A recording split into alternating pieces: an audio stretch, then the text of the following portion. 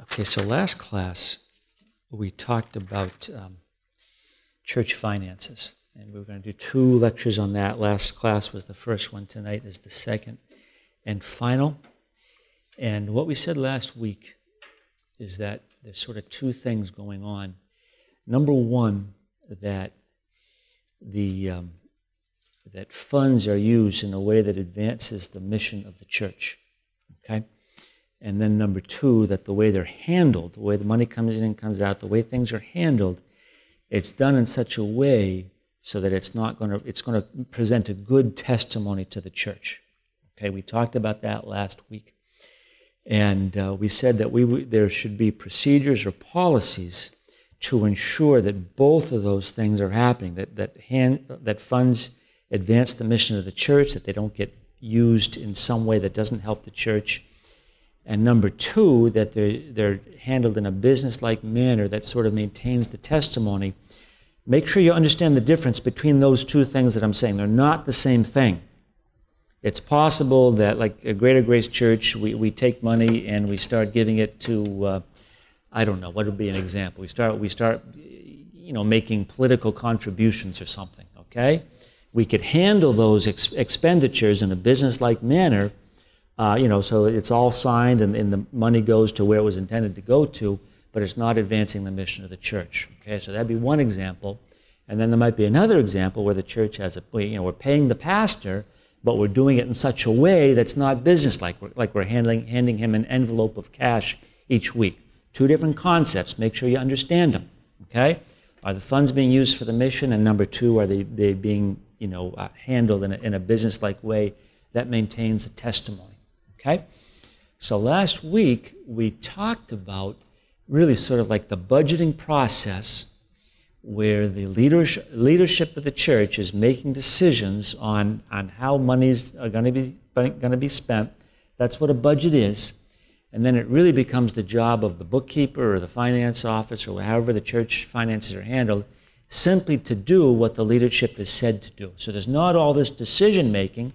It's really, is this in the budget? Yes or no. Is the money there? Yes or no. Okay, spend the money. And of course, there's reporting back up, to the leadership where, so we know how things are going. If we're falling short of the budget on the income side or the expenses are going over, that becomes evident and we readjust. Budgets never happen the way they're budgeted. They're just a roadmap or a plan, and you make adjustments along the way. But tonight what we want to talk about is some very simple things about the handling of church funds, so it's done in a way that keeps the church's testimony right. And that testimony really, you want to think about it, that testimony is really in front of the body. Well, there's a lot of sort of constituencies to church finances. Who's watching? Number 1, the people who are handling it themselves. Do they have pride in what they're doing? Do they sleep well at night? Or do they have a sick feeling in their stomach that this isn't being done right, but I guess it's the way we're doing it, and we just churn along that way? So the people who are involved with it, are they happy themselves that it's being done with excellence? Okay. Number 2, even though generally speaking the congregation isn't watching the whole thing, I believe that we're very accountable to the congregation because they're the ones who are putting the money in. And of course, from my point of view as a body member, I throw money in an offering plate. That money's given to God. I forget about it. My conscience is clear with God. I'm the happiest person on the face of the earth. I've given money to the church. But on the point of view from the church leadership side of it, I feel like this is like how I think about it. It's like I get people working 2 jobs, and they're tithing and they're putting their kids through Christian school. I feel very, very accountable that every penny gets used as best as it can be, because we should have that same standard that family is putting on itself to keep things going. So that's how I think about it. So the congregation is watching, the staff is watching. I would say the leadership is watching also. They're not directly involved with it necessarily, but they need to have confidence that that things are being done decently in order. And then the world is watching, because this is a place where there's intersection between the life of the church and sort of, I don't want to say the world system, but people in the world.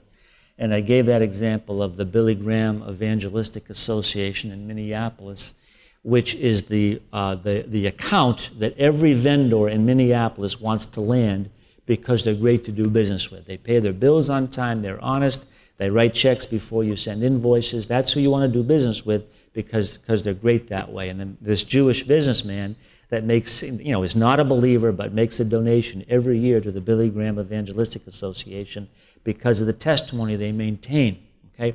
And then finally, on top of that, if you believe in the spiritual battle, as I think we all do as we're taught in this Bible college, you have to understand that the enemy is out there and they are watching for inroads. And they will take errors that we make, weaknesses in the system. It's like, I've got something be expressed tonight that I could have handled that midterm better. I got to respond to that. You know what I'm saying? I do not want that to become a stumbling block for anybody in this room. And I certainly, if I can do it better 2 years down the road, I don't want to go back and do the same thing. And and then it becomes something spoken, a secret, whispered. People are unhappy. They start talking because in their sense, there has been an injustice, that the church is allowing this injustice to occur. How come the church isn't doing something about Pastor Taggart? We're just playing it out in front of you. I want to respond to that. I want to do the best I can because I'm accountable. I don't want to limit the church or this class or anything that we do to my, to my fleshly laziness. So we do not have that opportunity to live that way as Spirit-filled believers. And I have options. If I need to do this better, but I'm just incapable of doing it because I don't have the gifts, I got to find someone to help me. I got to help alongside or let someone else teach the class. There's options there, but we got to go forward. So that's. But anyway, when the devil is watching and he's whispering in people's ears, that's why this becomes very, very, very important. I don't let people make jokes in my office. I don't want to talk about certain things, but we interact with other departments. We had a situation recently where I had to pull another important person in another department aside. I said, look, you cannot say what you said in my... You were in that meeting, right? All right, I spoke to you there. We talked about this in a staff meeting. I don't know if you were there recently, but it was another department coming in, standing in the reception desk of finance and making a comment. And I said, we just don't joke about that. I don't even want that talked about because other people walking by and hearing it, funny to you, funny to us, but when someone else hears it, we can't allow the devil to get in. Okay, so that's who's watching this whole thing, and that's why these things are so important. Okay, now, here we go. So we're going to talk about procedures, specific procedures as it relates to some very simple things in the church and the way we do things. Okay, now here we go. There's two things that I would want to say. I would want you to know the verse, and it's 1 Thessalonians 5:22, and that verse says that we want to avoid the appearance of evil. And I know that the appearance, that's sort of a King James Version translation. Tom, give Mr. Castro an elbow there. We're going to help you out, man. I know you guys work hard, but we'll try and stay awake here. Thank you for being here. I appreciate it. The specific interpretation of that verse, avoid appearance of evil, it really has a broader meaning than just what something looks like. But I think it does apply to this situation that we want. When we do things, it's not enough to do things right. We must look as we are doing things right and not look as if we are doing things the wrong way, because that appearance can lead to be a stumbling block for people. And we take that kind of that verse, I'm not saying it directly translates into this, but the way I say it is that with finances, we don't set up a system where we trust people. We set up a system where we don't have to trust people. Okay? Now, obviously, you're never going to get there. There's always a measure of trust involved. But you have, like, you could call it checks and balances. You could have a procedure where there is, like, transparency, things are done in the light, and accountability, so it becomes difficult for a person to misappropriate funds. It would take a number of individuals working together in order to really misappropriate funds. It would be hard to do for that to happen. And it really starts off with some very simple things as it relates to the offering. And here we go. Your church, large or small, takes an offering, okay? That offering, is collected. It goes into a back room or a side room somewhere, and you're going to have two people present, and they are going to count that offering on the spot or very shortly thereafter, okay? The less time there is between the time that that hat is passed or that basket is passed in the congregation, the less time there is between the passing of the plate and the count of the offering, there is less time for a question to arise as to what happened during that 5-minute or 10-minute or 60-minute or overnight gap. Well, where was it when it was stored? Who was watching it? How do we know that all that stuff, trust me, folks, all this stuff happens. That's why here we count the offering immediately, okay? And there is a lobbying effort, and I've been holding back the storm for years now. But I'm going to be very honest with you. I don't know, do we have generally 2 songs during the offering? Or did we go to 1? Okay, so now I'm holding back the other storm, which is the ushers, that if the message has started and they're not back in the chapel yet, that's the other thing I got to fight. Okay, so if we have 2 songs, then the ushers get back in time and everybody's happy, but it tends to make the service longer than we want it. So that's where I'm standing. I've been asked 5 times over the years, is it really necessary for the ushers to count the money? And it's not just Pastor Taggart, but I've made the case, yes, it's necessary for the ushers to count the money. Why do we want it to be that way? Because the ushers are the congregation. The ushers are you. Maybe some people in this room, they're volunteer members, they're part of the church staff, but they're volunteers, and they're from the congregation, they count it, they come back and sit down, and I've got a guy, namely Pastor Bruce May, head usher. He barely even, in a sense, he works for me in terms of procedure, but his operation, in a very real sense, is independent of mine, and then he takes that offering count that he comes up with. That goes straight to, I don't know if you've ever seen it, someone will walk over and hand a little slip of paper to Leah Moore, and the finance office, Taya Kortelainen, who actually counts the offerings every day, she has nothing to do. She has no control over that number. She's not in the room when it's counted. I'm not in that room. I'm blissfully, sitting out in the congregation enjoying the service. Or yesterday I was at my daughter's volleyball tournament. I wasn't even there. So the congregation itself has counted, and that number exists, okay? And I'm the happiest person on the face of the earth for that to happen, because a burden is lifted off my shoulders, okay, as the finance director of the church. Now, that money goes to a place in safekeeping, and then the next day, of course, here it's the finance office. In your churches, most likely there's going to be a church bookkeeper. She will pull that, where she will get that somehow. And then she will prepare a bank deposit, okay? So she verifies whatever she does, that's her process. But this is count number 2 has occurred. So there's a second account that is done by the church finance professional.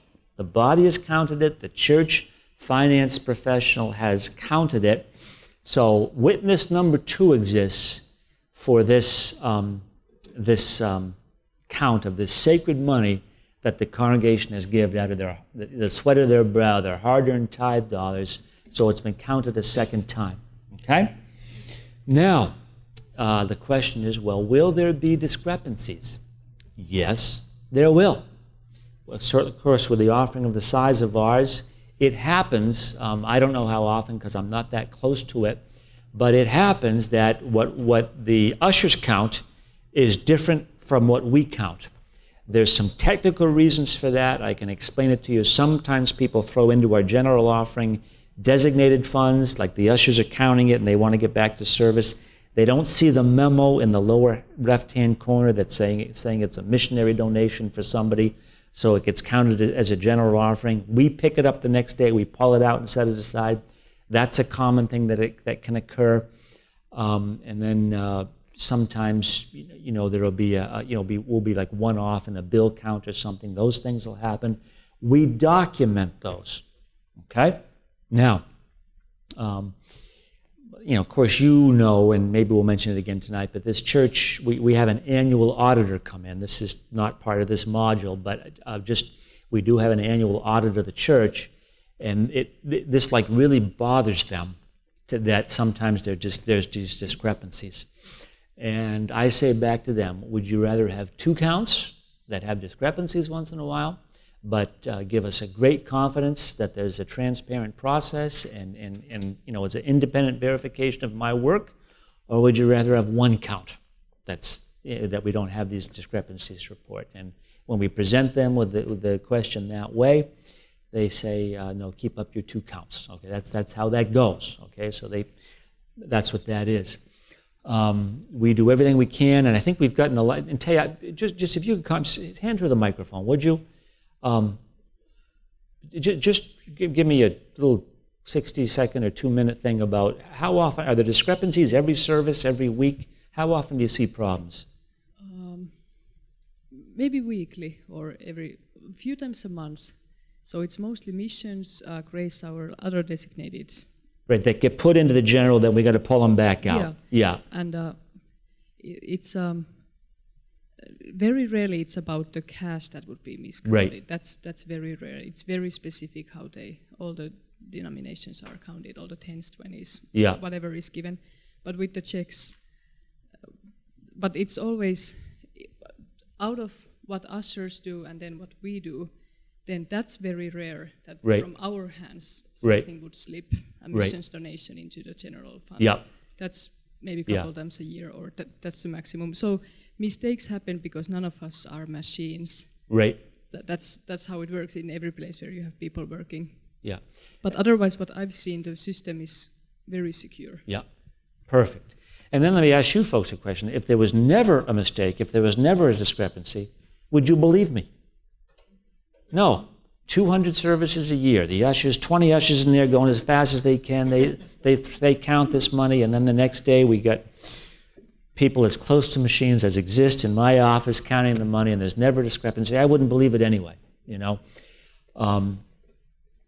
I would say, well, let me keep on going. Now, so the bookkeeper counts it a second time. What you're hearing from someone who works in my office is there are discrepancies, but a large percentage of the time we're able to document them and have a written explanation of why it happened that answers the questions clearly, and it just has to do with people putting designated funds into the general fund offering and the ushers not picking up on it. But I ought to also say, just to commend our ushers here, a few years ago there were more discrepancies, and it just tells me that we're doing a much better job than we used to, so we've improved it. Okay, third step. The bookkeeper takes the deposit to the bank, and then the bank puts it in, and so now we have the third person. The bank has actually received those funds, and it's all the way from your pockets to the bank, and we got a chain each step of the way that can account for this money. So we have someone who doesn't even work for us who's counted it and says, yes, we got this, okay? And at that point, that's as airtight a system as can exist, okay? Where could theft happen? Well, the ushers, if you had, we want a minimum of 2 people in that room. If the two of them could conspire to pocket money, that could happen. That's why it would be better to have more than one usher, 3 ushers, or also if you could have a rotation, like you have different people doing at different services, and you could just start to get a feel like how come when these people count it's always low, and when these people count we always get more money. That would give you some indication. I would say that Greater Grace World Outreach is not immune to problems in this area. And I'll tell you one situation that's happened in the last 4 years, maybe the last 3. There were occasions, it was several springs ago, where somewhere between what the ushers thought they were giving us and what we were getting in the finance office, there were occasions where the largest bills, like hundreds and 50s, which we rarely get, but there might be a situation where 3 50s vaporized between the ushers that they thought they had and what we had, and another case where maybe a couple of hundreds vaporized.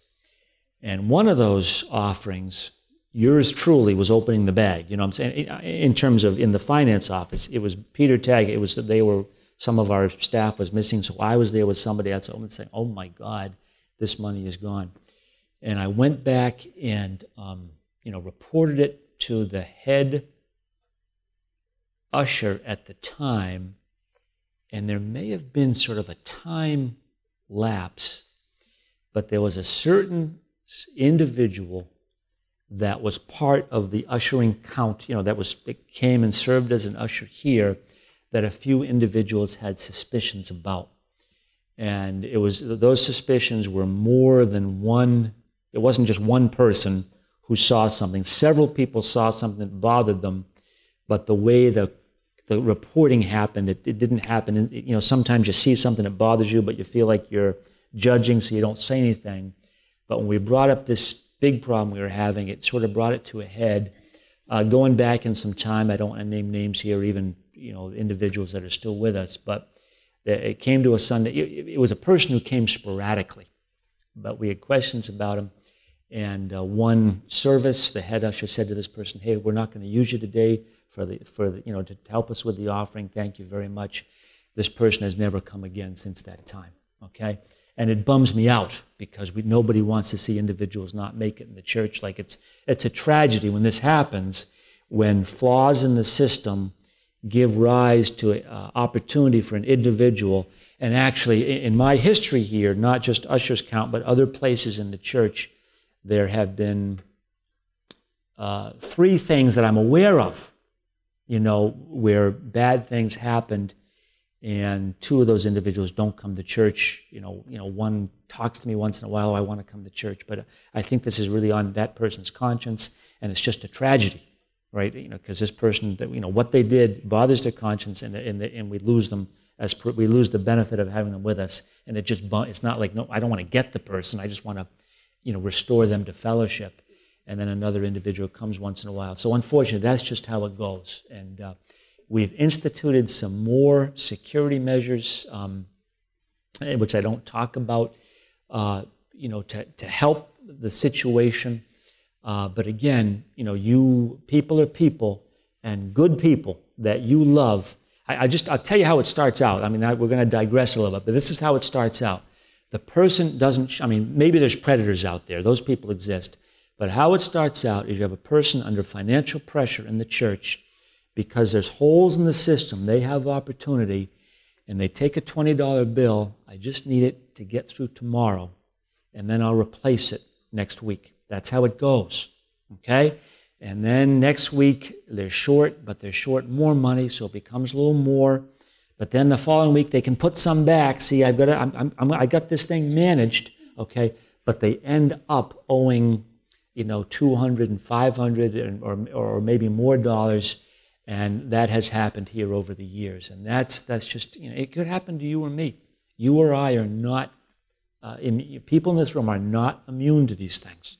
We all have the same sin nature, and that's why I'm kind of crazy about this stuff, because I don't trust myself. I want to keep myself miles away from anything that can go wrong, okay? So now, is it airtight? Nothing's ever airtight. I'll just say this as another little aside here. We've even had problems where things leave our office, and then we have problems at the bank. And for some years there, the bank would email us back, oh, gee, we were short 50, or you were short 20, or you were short this amount of money. Oh, okay, we just adjusted it, fine. But now, it's not fine anymore. It's like, I don't believe, our people are so good right now, I do not believe that the bank is right when they make mistakes. And we've had it out. I got some tough people in my office between Yulia and Debbie Westera, and there's been times when they've called back the bank and tortured them. No, we sent you that money. And then the bank, for 45 minutes, they're scrambling around. Oh, I'm sorry, we just found a $50 bill that slipped down behind someone's computer. It's all better now. It's like, yeah, thank you for that. But really what bothers us is our integrity's on the line. That's the problem. If we accept that we can lose that amount of money, then how do we know that the people, in my office doing these things are not pocketing? That's what's on the line here, So, and this is just how important it is. So, we have a system that gets money from the congregation to the bank in the church's name, with a good amount of confidence that nothing happened in between. Now, one small part of that I should just say up front is that in a small church, in a small startup church, you're out doing a Bible study somewhere, people love you, they love the pastor. Oh, you traveled so far, we want to help you out, here's some money. There can be, I don't know if I want a temptation or a tendency, a thought that before money gets accounted for, before it goes to the bank, that we can pull some cash out of it and do something with it, like meet the pastor's expenses, things like that. I have an opinion. I'm a little bit of a radical on it. I'm not saying this is Greater Grace World Outreach's teaching. I'm not out on the field doing startup churches. I know some of the challenges that are faced out there. But my opinion on it would be, until you are ready to start receiving funds in a proper manner, don't start taking offerings. That would be my opinion. What do I do, Pastor Taggart? I'm out there somewhere, I'm starving to death, I'm on the mission field out of the goodness of my heart, I can't even eat, and I'm doing a Bible study in this little village somewhere, and people hand me money. Am I not supposed to take it? I'm not going to answer that question. If it were me, I don't know. I would probably take it. I don't know what I would do. But I just... But what that certainly does is that gives rise to the question among anybody who's aware of that transaction, how many people are handing this man money? And who really knows how much money this man is being handed? That question is going to arise at some point, And, so I don't know, can that person feed you dinner? Of course they can. Can they put some gas in the car? Hey, Pastor, give me the keys to your car. I'm going to go put some gas in it. I mean, just anything that avoids that handing over of cash. Again, you're going to be out there in those situations. We want you to survive. If God's supporting the work, I'm happy about it.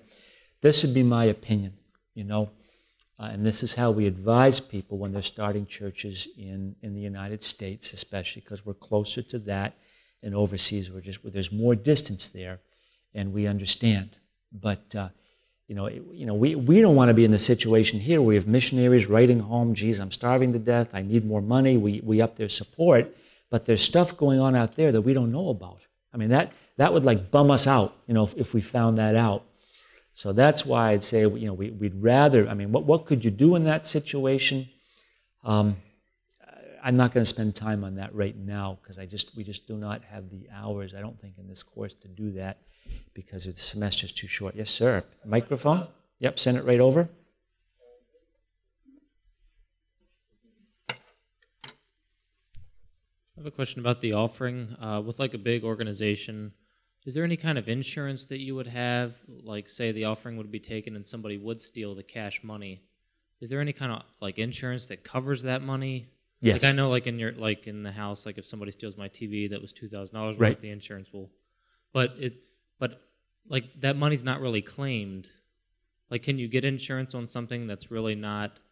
Yeah. That varies every week. Yeah. No. If we could prove it, absolutely. Okay. And how would you prove it? Like let's say the offering is taken, they're counting it in the back.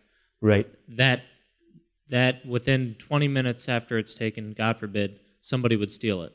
Like how would you prove is it something? after the count or before the count? Well, both situations. Can you give me? Okay. If someone's pocketing 20s, okay, I'm not going to put an insurance claim in for that because it's going to be difficult to prove. It's small amounts of money.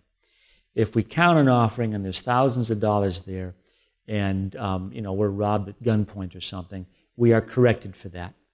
If someone in my office gets the best of me and makes off with thousands of dollars somehow, we are protected against criminal acts that our employees commit that damage the corporation. So there is insurance for all of that. Yes, is the answer to your question.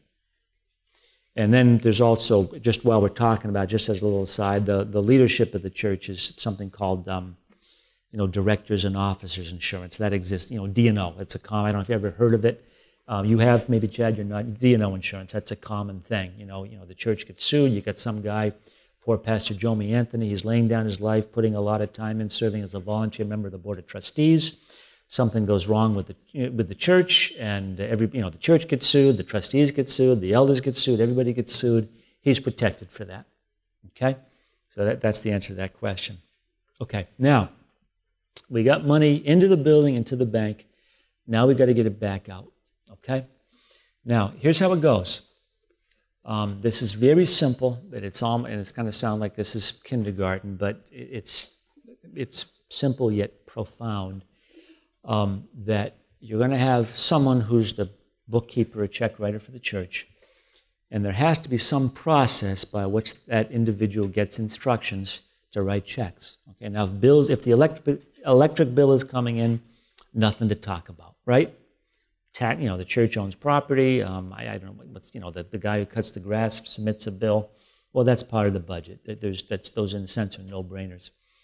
But if there's other things going on, it's like how are those decisions made? Now we have a budget here. We're a big organization. We look 12 months ahead, 15 months ahead. We're in that process right now. What are we going to be spending next year? Okay, and we get that all mapped out. We talked to all sorts of department heads. We talked about that process. Well, what if something comes up in the middle of the year that you didn't plan on? Well, we've got certain sums of money for that. Contingency funds, miscellaneous funds. And we have some of those monies also. Certain individuals control those accounts. They're really discretionary, okay? So we have an opportunity. We want to do something. Okay, we're going to spend discretionary money to do that. Now, could the person who controls the discretionary monies, try to write themselves a check or buy themselves a car, do something like that? They could try, but it wouldn't work because the troops who are actually writing the checks wouldn't do it. The people who work for me would not do that. I could order people that work in my office to write certain things, and they just wouldn't do it. They would go to the people over me, and they would quit before they would do things they didn't believe in. And that's why we have classes like that, to teach you the right way to do things, so you walk out of here with convictions. So when you're in that situation, you've got like Maryland Bible College and Seminary behind you, and you stand up and say, "No, we can't do it that way. I'm calling home base. I'm going to talk to somebody before I do that." And that's going to save churches out there over the years to keep them out of trouble. So there's a budget, or in a small church, some decision-making process, and it ought not to be the pastor walking in and telling the bookkeeper, "Do this." Okay, Pastor, how did that happen? Does anybody else know about this? We'll get back to that in a minute. So the bookkeeper writes the check through whatever process gets you to that stage, and then next thing is 2 people other than the bookkeeper are going to be check signers, and that's why it's hard to get a church going to have enough people to have ushers and a bookkeeper and check signers. You got to have these bodies around to have the thing be covered. And that's why, with a small church, you take some guy who's been in the church for 3 months, maybe he has a business and he's a smart guy or something. You put him in these situations and he's subject to the spiritual attack. He's ready for it as a businessman, but he's not ready for the spiritual attack because he's a new believer or something, or a young guy doesn't know the doctrine. You got to be careful. But you have 2 check signers, okay? And then the check goes out, okay? And now you've got a process on the way out, a decision-making process, a check-writing process, and then a check approval process that you've got probably 4 people involved with it to get money back out of the building, okay? Now notice how I'm talking about a check-writing process. I'm not spending a lot of time about a cash, handing out cash, because generally speaking, it's not a very good idea because cash is very difficult to trace, okay? We do have a few on this property, 2 or 3 or maybe 4 petty cash accounts. I don't like them. I'm trying to eliminate them. Departments love them. Hey, we got to do something. Grab a pile of cash, throw a receipt back in there. In order to get that thing replenished, receipts are put together. They come to us, and we replenish petty cash based on receipts. So in that sense, it's a good system, but we try to avoid that, okay? Petty cash departments can interpret it that if there's money in the box, I can use that money for wherever I want to. That's the problem. And then you end up having money spent on things that, oh, wait a minute, that's not what that's for. It's for this. And then what do? Well, so that becomes a situation. Now,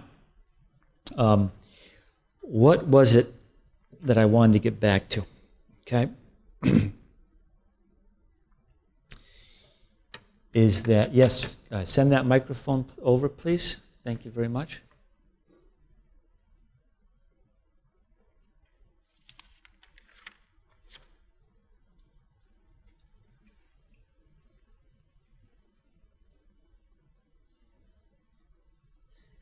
Need the green light there. Yeah, you were saying that the check must be approved by 4 or 5 people? Well, in this sense, Pastor, is that there's a decision made to spend the money, okay? In our church, that's approved through that whole budgeting process, so there's been a decision there, okay? And then for the check to actually be written, okay, that's another individual there, okay? And of course, bills coming in, well, that money's already spent. We're paying, we're running electric. We made a decision we're going to have lights on in the church. That's like a no-brainer. But if there's other monies that are going to be spent, okay, well, who is the bookkeeper taking orders from? She needs to know, that there's a process in the church, so it's not just off the top of someone's head. Hey, let's do this. So it's like there's a person involved there, and then there's the bookkeeper, and then there's 2 check signers, okay? So that's 4 people, okay? That's what I'm saying. And the check signers, they have to be people who can ask questions, That's why I don't like to have like secretaries, like would I have the church secretary signing checks? I personally wouldn't do it, Maybe in some cases you would. It depends the setup and all that. But suppose you got a situation where you got the pastor of it's a small church, you got the pastor of the church, and the secretary works for him, right? So she's his direct employee. The pastor makes the bookkeeper write a check that she feels funny about, and then it's time to sign the checks, and the bookkeeper says, Pastor, what's this about? He says, oh, that's okay. She has to do what her boss tells her. I'm saying? She's not in a position where she can say no to that individual easily.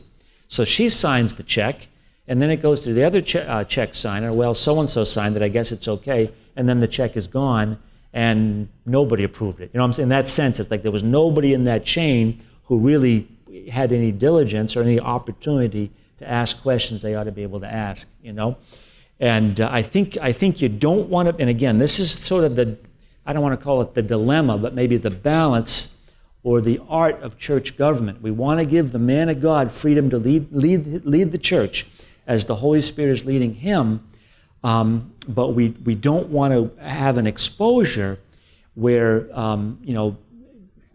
where, I don't know how to say it, where this man cannot receive counsel in his decisions that might in certain situations help him to say, did I really hear God?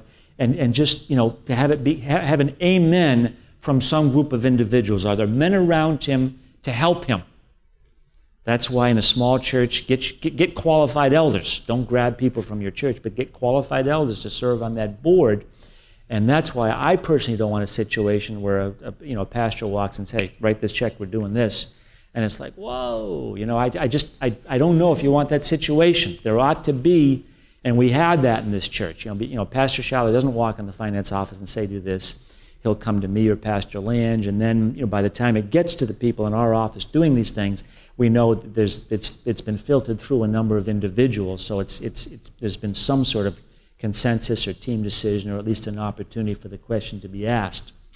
Then the other thing is, of course, in our church, the pastor is far enough away from it that he doesn't, there's a lot of things he wouldn't even know to ask, So that's how this goes, There is certain, that I would say the church has a travel budget. Sometimes you hear about certain individuals, maybe Pastor Hadley going somewhere.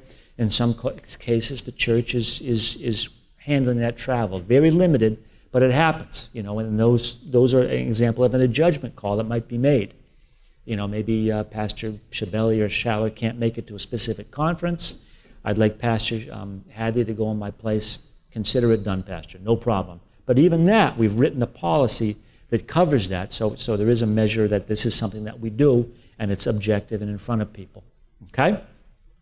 So 2 check signers who have the opportunity to ask questions, and when they ask questions, they're not made to feel unspiritual. We've got some check signers in this church, Pastor Dwayne, we have a number, I'm not going to name them all.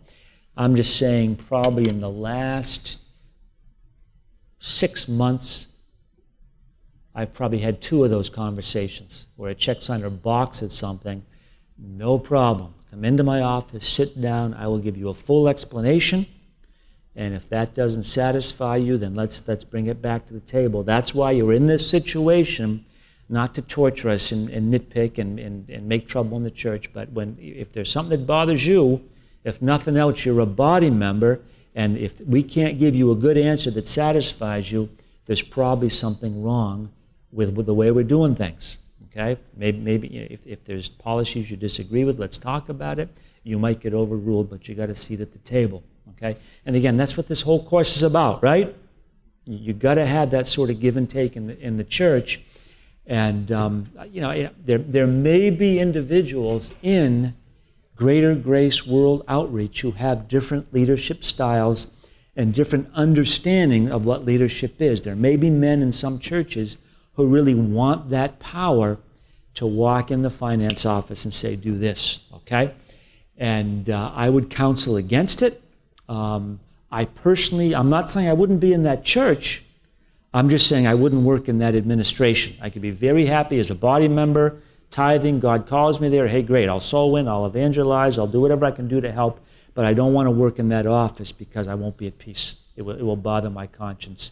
And if you were to ask my counsel, is this the right way to do it, I would say, no, this isn't the right way to do it. And I'm not going to change my opinion. I mean, you asked, that's my opinion about it. And I might even call home base, the guys who hold your ordination, just let them know what's going on. And then it's up to them and up to you and God how you want to proceed.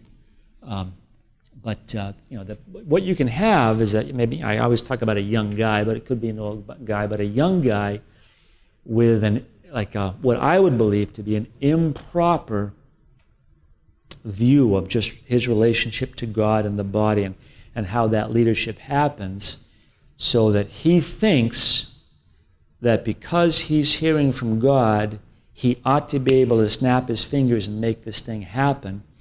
And again, we never want to hold back God's move, but we would say if that order cannot be discussed and talked about and held up to questioning, if it will not survive questioning, then is it really from God? And I would view that probably as insecurity on the part of a young man who maybe is really insecure in what he's hearing from God and is afraid if anybody questions it, he'll be exposed. That would be like the nightmare scenario, right? But then I'd also say that if you are the type of leader who does, and it's not operating by consensus, but it's having an opportunity for interaction, I think there is a measure of consensus.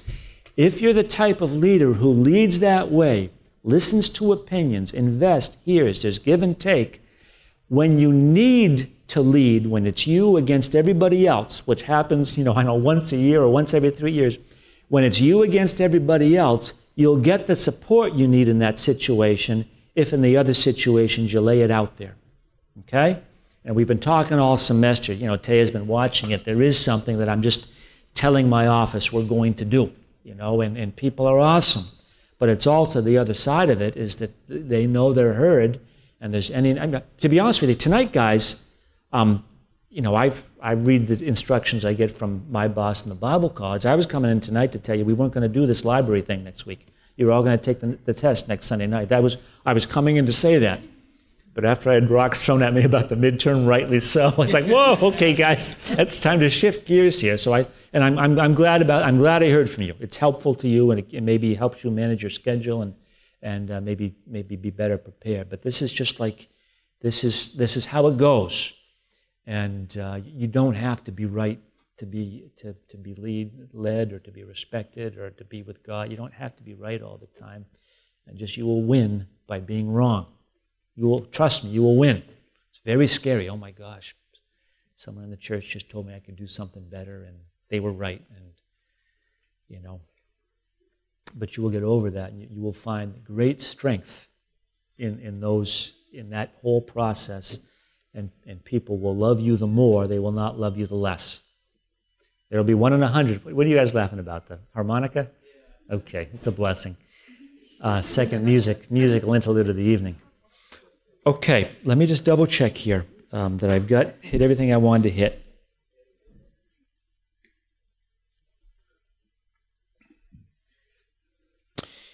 Can the pastor get money from the church? Absolutely. He has a compensation that's agreed upon by the church. He gets that. Can he have expenses reimbursed? He's traveling all the place doing Bible studies. He's using up gas. He needs help with that. The church should write a policy and they should do it. But you have to document it. Okay, he needs to be either handing in mileage or receipts or something like that. Because otherwise the question is, where's this money going? What's that being used for? Did he really spend that money on that Bible study? And that gets the whole thing going again. And you just want to keep yourself out of that situation for the benefit of all involved, plus to protect the ministry of the pastor. And the wise pastor will allow himself, in a sense, to be bound by these policies because he knows it's for his protection and because he does not trust his own self. He doesn't need the temptation. Okay? That's the last thing I need is the power. Yes, and a microphone over to Nico. I just have a question, but maybe it doesn't really connect to this subject. Okay. But I was thinking about it, that how a pastor gets his salary, because there is one part where he's working for the church, but there is a huge part when he's just ministering, because a lot of times he spends time with the church, Right. Do you understand what I mean? Yeah, I don't think there's not one right answer for that question. The way I approach it is this way: what can the church afford? I don't know how big the church is. Working schedule, right. What hours he works. Yeah, and I would answer it like I said: how much money does the church have? What can the church afford? Number two, the way I think about it is, what is the nature of the congregation of the church? Greater Grace Church here, I'd say we're a middle-class church, lower middle-class church. And number three, I do think there is a certain part of it where, what does, and again, I want to hedge it a little bit here. We didn't really have time to cover it in this course. I know that in terms of our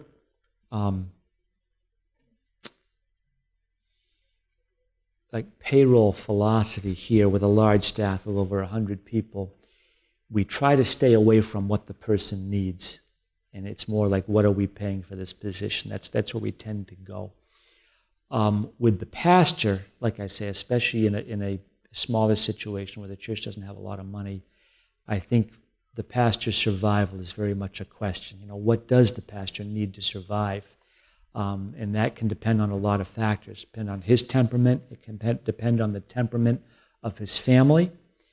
But there's something else. Oh, the schedule is very, very difficult.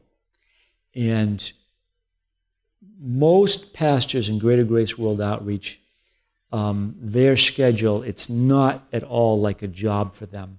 It is just like it's very difficult to draw a line where their job ends and where their ministry begins. Now, there may be individuals who have different ways they handle it, but most of the pastors I've ever been under, they are like, it's just their life. And so to try to talk about it in the terms you're talking about is just very difficult.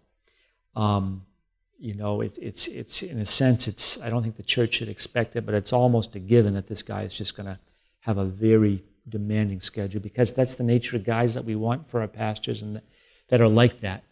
So I would say, but I would not want the formula to be the pastor to come back and say, I work 70 hours a week. I just hope we never get into that type of conversation, because the church is paying him adequately and fairly, what's good and just and right. Again, how other people in the church are living. I wouldn't want a church where everybody's on food stamps and the pastor's making $100,000 a year. I wouldn't want that, you know? But I also wouldn't want a situation where, like, you know, our church, people are living middle-class lives. They're driving cars, buying houses. You know, a lot of people are living out in Harford County and, you know, Baltimore County, and I wouldn't want us to have a false concept that the pastor has to be driving an old car and has to shop in thrift shops because that's like spiritual or something. That would be wrong also. That would be unfair. And that could place a burden on him. Even though he might bear it, it wouldn't be right. You know, and so I don't want to say, is that any sort of an answer for you?